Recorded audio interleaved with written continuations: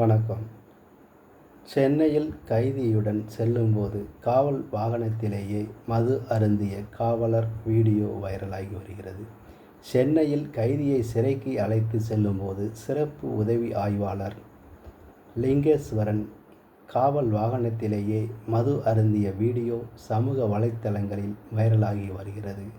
அந்த வீடியோவில் வாகனத்தின் முன் இருக்கையில் சக காவலர்கள் அமர்ந்திருக்க, லிங்கேஸ்வரன் அவர்கள் சீருடை அணியாமல் வாகனத்தின் பின்னால் அமர்ந்து மது அருந்துவது பதிவாகி உள்ளது. இது தொடர்பாக லிங்கேஸ்வரனிடம் விசாரணை நடந்து வருவதாக தகவல் வெளியாகியுள்ளது.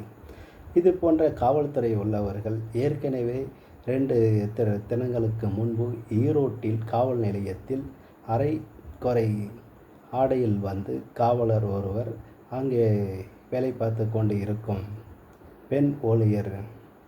பெண் காவலரிடம் தவறாக நடந்திருக்கிறார், அரட்டையில் அடித்திருக்கிறார்.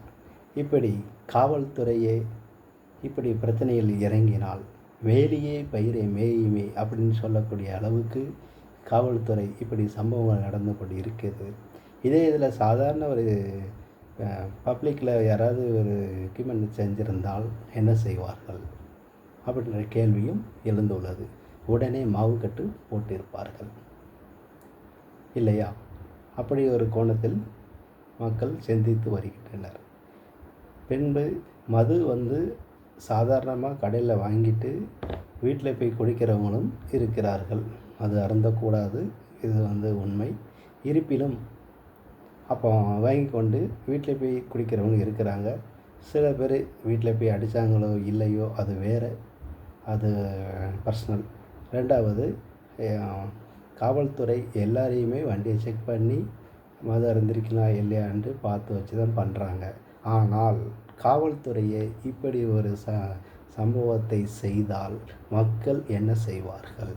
பொதுமக்கள், பப்ளிக்கில் உள்ளவர்களே, அதாவது ஒரு அரசு துறையில் வேலை பார்க்கக்கூடியவங்க நமக்கு ரோல் மாடலாக இருக்கணுமே தவிர